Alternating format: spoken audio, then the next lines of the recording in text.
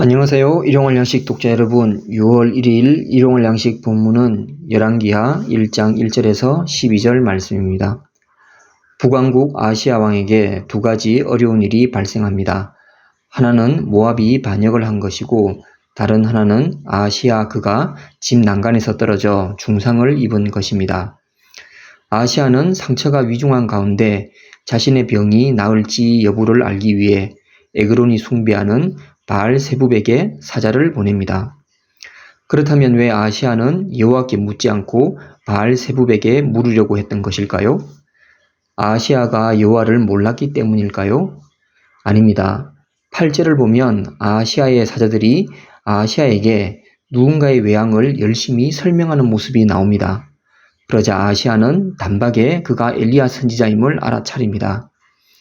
아시아가 엘리야 선지자를 잘 알고 있었다면 엘리야가 섬기는 여호와 하나님도 잘 알고 있었을 것입니다. 즉 아시아는 여호와를 몰랐기 때문에 병의 완치를 바알세붑에게 물은 것이 아니라 여호와 하나님을 알고 있으면서도 바알세붑을 의지한 것입니다. 아마도 아시아는 여호와보다 바알세붑이 더 뛰어난 신으로 보였던 것 같습니다. 왜냐하면 에그론을 비롯한 주변 여러 나라가 섬기는 국제적인 신이었으니까요. 그에 비해 여호와는 이스라엘이라는 조그만 나라의 신에 불과했습니다. 명성있고 세련된 신에게 묻는 것이 더 믿음직스럽게 느껴졌을 것입니다. 일용할 양식 독자 여러분, 현재 긴급하고 어려운 일이 있나요? 그리고 마침 그 문제를 해결하기 위한 좋은 방법이 생각났나요? 그러나 많은 사람이 좋다고 하는 방법이 해결책은 아닙니다. 먼저 하나님께 지혜를 구하시기 바랍니다. 아무것도 염려하지 말고 다만 모든 일에 기도와 간구로 너희 구할 것을 감사함으로 하나님께 아뢰라. 그리하면 모든 지각에 뛰어나신 하나님의 평강이 그리스도 예수 안에서 너희 마음과 생각을 지키시리라.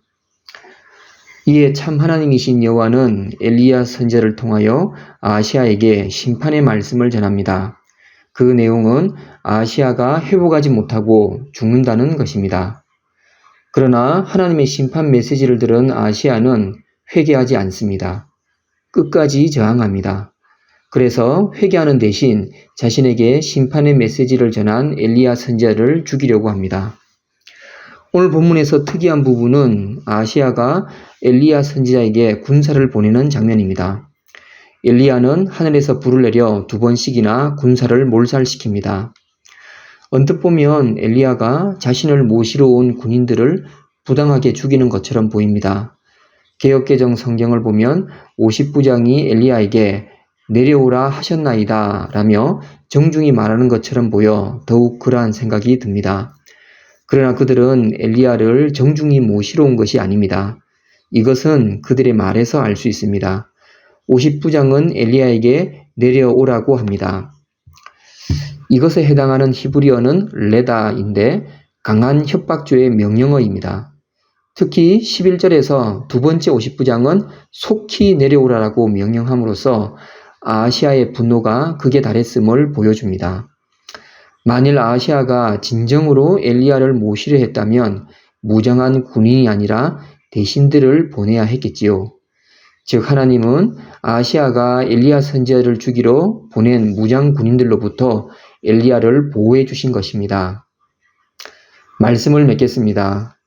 아시아는 길가와 같은 마음밭을 가지고 있습니다.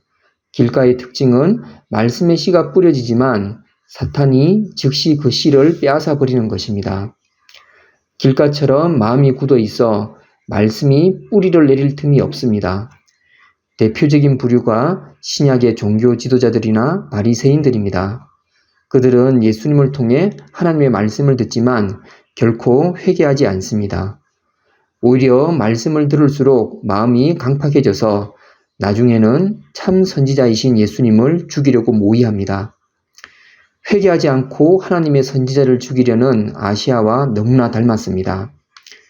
마음밭이 굳어서 말씀이 역사하지 못하는 데는 영적으로 사탄의 방해가 있습니다. 사탄의 역사는 멀리 있는 것이 아니라 우리가 하나님의 말씀을 들을 때 나타납니다. 사람은 누구나 실수할 수 있습니다. 다급한 마음에 하나님이 아니라 헛된 것을 의지할 수도 있습니다. 그러나 하나님이 주시는 회개의 기회조차 걷어찬다면 그는 정말 답이 없습니다. 아시아의 길이 아니라 하나님을 의지하는 복 있는 사람의 길을 따라가는 하루가 되시길 바랍니다.